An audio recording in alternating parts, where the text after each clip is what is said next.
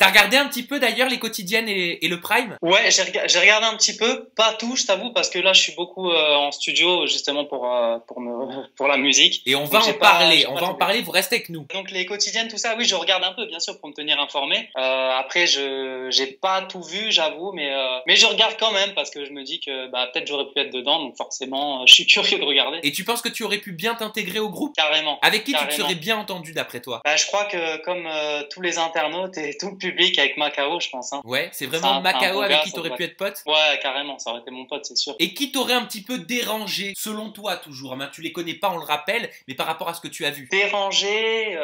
Avec qui le feeling serait pas passé? Je vais peut-être te décevoir, mais moi je suis un mec qui m'entend vraiment bien avec tout le monde. J'ai une capacité d'adaptation. Après, peut-être que c'est vrai, avec Tania, il y a quand même un choc des générations. Puis ça a l'air d'être une. Bah, après, moi, ce que je vois de ma télé, j'ai l'impression que c'est un personnage un peu voilà, complexe, extravagant, tout ça. Donc je sais pas si ça aurait bien accroché. Après, j'aurais pas calculé, mais ça aurait peut-être pas été ma pote, quoi. Tu me parlais de l'Eurovision il y a quelques instants. Depuis ta sortie, entre guillemets, de Secret Story, en tout cas du prime de lancement, est-ce que tu as reçu des messages, des mails, des propositions? Alors oui, bah justement, pour l'Eurovision, on me propose de participer donc aux sélections pour l'Eurovision, puisqu'il y aura 30 candidats pour représenter la France à Lisbonne. Ça sera un télécrochet sur France 2, et donc on me propose justement de proposer une chanson à moi pour présenter ça sur le plateau de France 2. Donc là, en ce moment, on est en train de proposer des chansons donc à la production, et franchement, si tu m'avais dit que j'allais participer à l'Eurovision, jamais j'y aurais cru. D'ailleurs, comme Secret Story, donc je trouve ça incroyable des fois ce qui se met sur les routes comme ça. Et t'as pas reçu des propositions pour participer à d'autres programmes de télé-réalité du type Les Anges? Alors on m'en a parlé, après proposition concrète, non, pas encore. Et c'est quelque chose qui pourrait te plaire ou tu serais plutôt réfractaire? Pour Les Anges, bah je me dis que bah dans Les Anges, il y a un truc, il y a un vrai projet quand même au niveau de la musique, surtout pour les chanteurs. Donc je me dis que ça peut être un bon truc. Après là, j'ai pas assez de recul, il faudrait vraiment étudier la chose de plus près, quoi. On va remonter dans le temps à présent, Noni. On remonte en juillet 2006.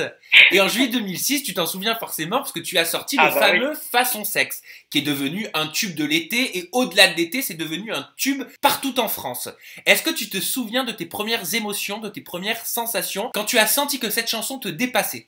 Ouais, bah en fait, là où j'ai senti le truc, c'est que quand on venait de tourner le clip en Tunisie et on arrive à Roissy, on monte dans le taxi et le taxi met la radio et on entend la chanson sur Énergie. Et là, je me suis dit, putain, c'est un truc de fou, quoi. Je me dis, ma chanson, elle passe sur Énergie, parce que moi, en plus, c'est le premier tube. J'ai écrit et composé cette chanson et je me dis, c'est le premier tube que j'écris de ma vie. À 18 ans, je l'ai écrit et ça passe sur Énergie. Et après, ça passait partout, sur toutes les radios. Tout le monde m'en parlait, tout le monde le chantait. Je voyais le clip partout passer. Je me suis dit, c'était incroyable. J'ai versé ma larme. C'est quoi la recette pour sortir un tube? Il n'y a pas de recette. Je crois que la recette, c'est de pas réfléchir, écrire avec son cœur. Faire les choses avec son cœur, je pense que c'est la meilleure des recettes. Mais tu pensais au tube, toi, quand tu l'as écrit à 18 ans, cette chanson?